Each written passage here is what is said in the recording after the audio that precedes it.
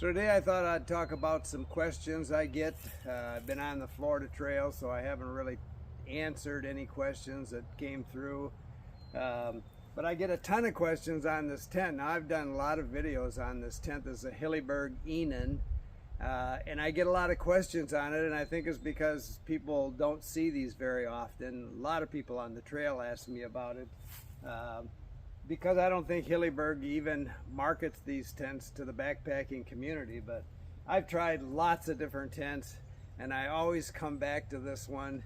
It's just, you know, if I were to try and lose a lot of weight, this would be the first place I could do it, because the way I have this set up, it's 41 ounces. So, you know, I could buy a 1 pound Dyneema tent and lose a lot of weight really quick, but what am I going to give up? So this tent will last 5 times longer than a Dyneema tent. I can guarantee that, maybe even longer. The first one I ever had was the big brother of this is the Octo. I had it for 17 years. Sold it for half price and the guy was glad to have it. I didn't wear it out after thousands of nights in it, and I just wanted to get something lighter. This one was much lighter and it's pretty much the same tent, the same footprint. I don't know why people don't buy Octo, because this is basically the same tent space wise and much lighter. But anyway, you know, when I go to buy a tent, now I'm going to get a lot of comments, because I always do that. Well, yeah, that's a $700 tent. Well, that's right in the price point of any Dyneema tent. Again, this one's going to last 5 times longer, this Curlon nylon. And this is my second one. And the only thing it's not going to do is stand up to a pack rat. That's what happened to the first one on the Arizona Trail. But if you've got a Dyneema tent, pack rat's going to chew that too. You know, they've got a mouth like a plasma cutter. So even though they might market Dyneema as steel, a pack rat's going to go through it just as quick as it's going to go through poly or sil or anything else. The thing to do is, if you know you're camped near a pack rat, is to move, because he's not going to. He's just going to stay up all night and eat your tent and your lines. So another comment I'm going to get is this tent, this sill, will hold a lot more water than Dyneema. Well, yes, but there are trade-offs, and not all of that is true. Number one, the tents that I've looked at in Dyneema that I would consider would be like, probably my favorite one would be the Z-Packs Ultiplex. I just watched a video. I've almost bought that tent so many times, but I just don't want to put that kind of money into a tent that's not going to last very long. And proof of that for me was Darwin just did a video. He likes that tent enough that he bought another one, but he had like 4,000 miles on it and it was wearing out. Well, this got a lot more than 4,000 miles on it, and it's got a lot more thousands of miles to go, and it'll still be in good shape. So Dyneema has its drawbacks. They market it as steel, but it's not steel. And I don't want to have to buy a tent every year or every 2 years, because I do a lot of backpacking. I'm going to wear those things out.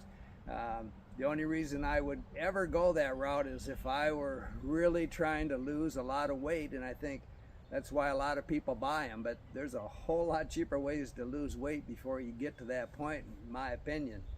The other thing is, I want a double wall tent. So this thing's got a inner tent, and so when you talk about holding water, every tent's going to condensate. I get a lot of condensation with this tent, but it doesn't get to me. It gets to my outer fly. It doesn't get through. If I get any, I might have a little bit that's developed on my foot box, on my bag in the morning, but nothing's dripped on me.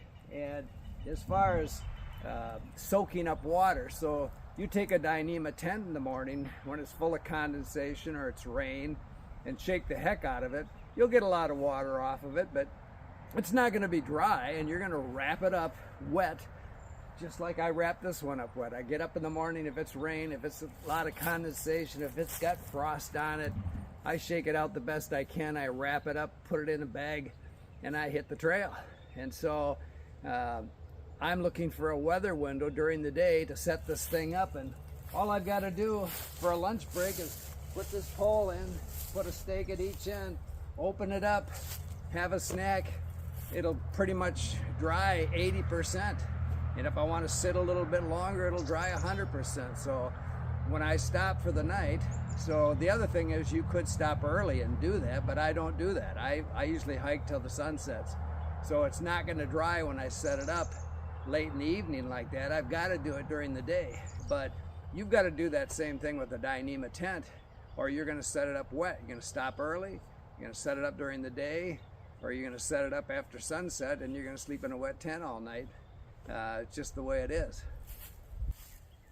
And the other thing is, people will tell me I can get a little bit lighter in the same configuration with a tarp tent moment.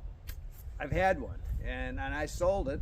I couldn't get this one. It was back ordered. That's why I bought it. And I like that tent. I have nothing too bad to say about it. It was just a lot more fiddling. So with this one, when I start this, especially in a windstorm, now I start this pole into this sleeve, it dead ends at the other end. I just shove it in till it stops. I'm done with that moment. I had to run around and get it into a little bitty pocket about this big, stick it in there and then get around. I mean, it was, to me, it was more fiddling than I need to do. I don't like the fiddle. And a lot of people don't think about when they're buying a tent, the kind of conditions they're gonna have to put that thing up in. This tent, and this is actually saying something for Z-Pack's Altiplex too. So when I did the Arizona Trail last, I got into a heck of a snowstorm in the desert in March, you know, just below Kearney. You know, I wasn't in the high country. I wasn't on any of the Sky Islands. I was down in the desert, and had high winds, wet snow. This thing took it. I mean, when I woke up in the morning, I had snow packed tight. This is like a wind, a snow fence. And so I went to push the tent out, wonder what's this, and it was solid. But I was high and dry inside of it. And that day, as the snow was melting and I was going north, I ran into a guy named Tapeworm who was doing the Grand Enchantment Trail. So the Arizona Trail shares that section of trail, and he and I met and sat down, had a snack, and he had an Altiplex, and I asked him, how'd you do in that snowstorm last night? And he did fine. So I worry about the Z-Pack's designs and a lot of these other tents that are hiking pole supported. The edges are, you know, a few inches off the ground. I guess you can put a lot of them down, but in the kind of wind and rain and storms that I've been in, I just like a tent that's tight to the ground, like Durston's X-Mids. If you look at those, he's designed them tight to the ground, and you know, you're going to deal with storms that you're going to be glad you've got that protection. And a lot of people, you know, my buddy has a duplex, and he just got back from New Zealand, and I asked him how that tent did for him, and he said there were a few wet nights where, you know, the sides blew in, and the rain, instead of coming down and going out, it was coming down and coming into his bathtub floor. So I don't have any of those problems. I've never had to deal with that, and I don't want to deal with it. I don't have to worry about being a geometry student and have to put it up a certain way to get a nice tight pitch.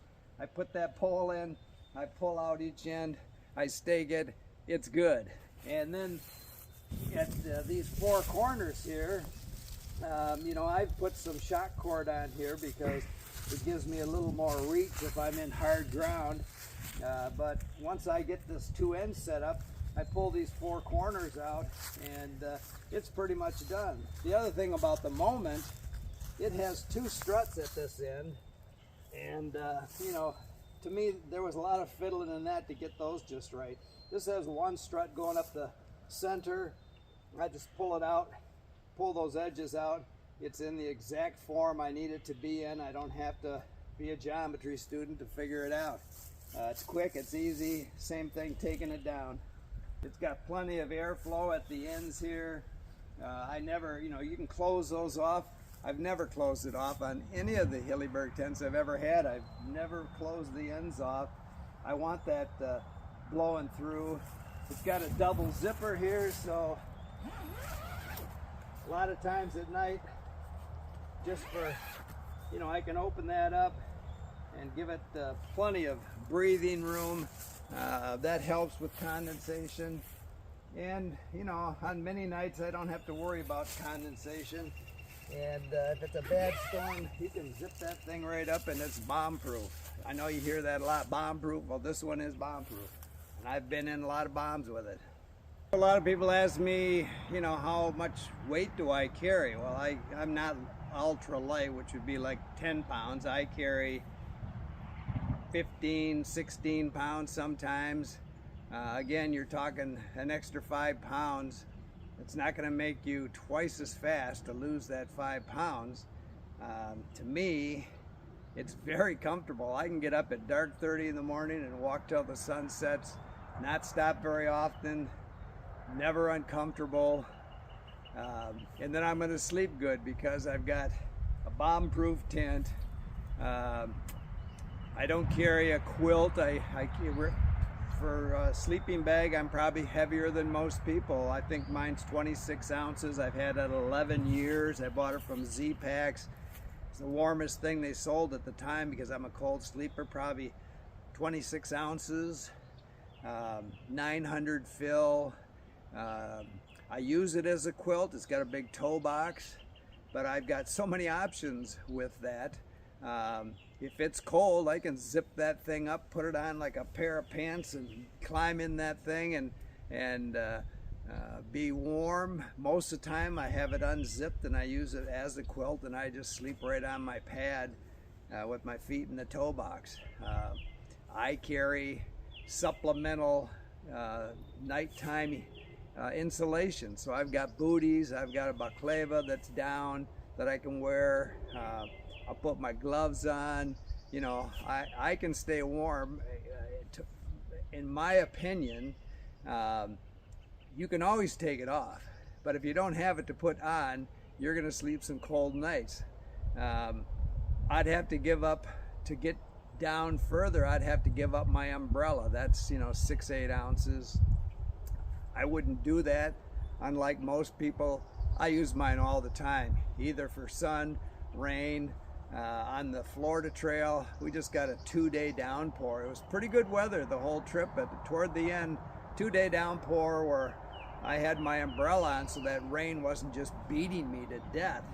The other place I could lose quite a bit of weight because I've got over a pound in my rain gear. So I've got a snug pack patrol poncho with arms, full hood, kangaroo pocket, Montbell chaps, Showa gloves, which are waterproof.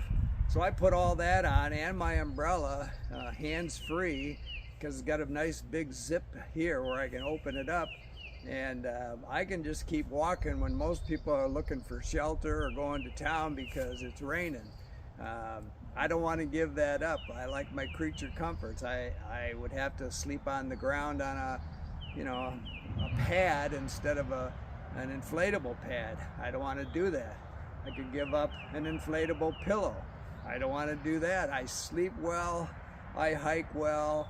I've kind of got it all dialed in for me. And again, I can get up at dark 30, walk all day until sunset, and not stop that often, and not be miserable. Be very comfortable. So, I watch a lot of these videos, and I see people pulling stuff out of their pack, and I'm going, well, that weighs more than mine. That weighs more. How'd they get down to 10 pounds? Well, I think they're just not showing a lot of the things that they are carrying. And this camera that I'm filming on right now is one of them. It's my phone.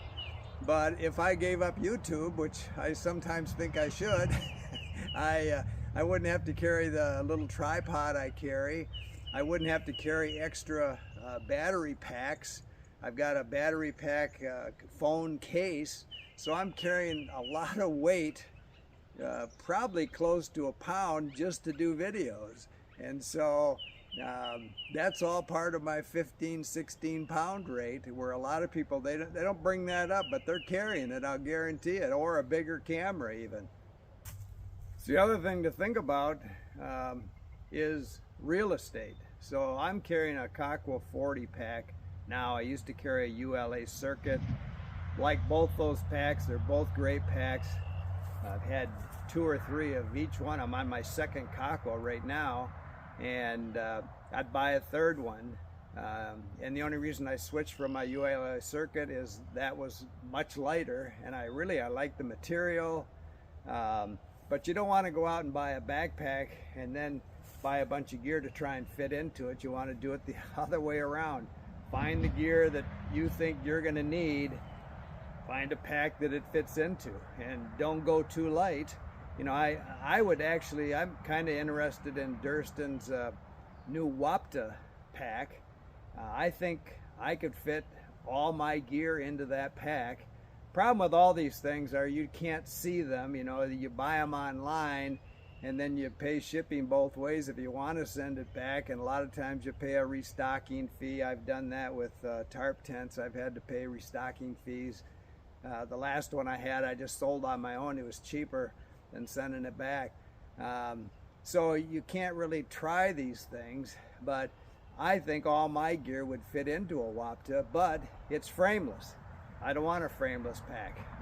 I know it wouldn't be comfortable for me, but again, you want a pack that's going to fit all your gear, and you want it robust enough that it's got good shoulder straps. That's where you're going to carry a lot of weight. For me, it's got to have a hip belt, because I cinch it down and carry a lot of weight on my hips all the time to take it off my shoulders. You know, you've got lots of options, and that's what you really want to look for when you're studying this stuff, is what kind of options you're going to get, and what kind of limitations you're going to have if you go too light or buy something that, you know, isn't going to fit the bill for the kind of hiking you're going to do. Anyway, this video is probably getting longer than it needs to be. We'll talk about things later. I appreciate all the people that send in questions. I'll try and get to all of them at some point in time. And again, I'll go over some of the newer gear I'm buying and replacing from the Florida Trail in future videos. Keep smiling.